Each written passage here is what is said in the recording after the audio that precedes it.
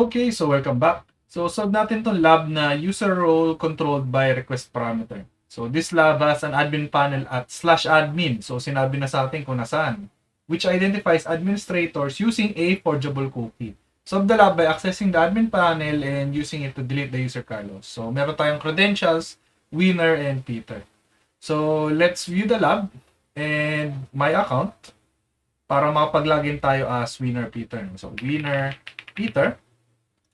And there you go. Meron tayong account access, no? And sabi yung admin panel is at /admin.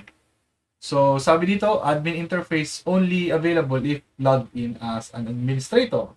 So, sabi, kailangan natin ng some sort of forgeable cookie, no? So, log out muna tayo and investigate natin kung paano ba gumagana yung login request. So, let's turn intercept on and log in as winner Peter. And see na yung post request, nagsisend siya na CSRF token, user, and password, no? So, if we try and intercept the response to this request, pwede natin forward. And ito yung response natin, no? So, meron tayo ditong set cookie admin false, no? So, how about if we change this to true, no? And also forward the request. So, now we can turn intercept off and visit the admin panel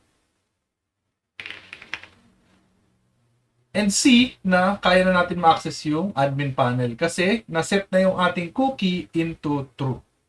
No? So, now we can just simply delete the user Carlos and solve the lab. No?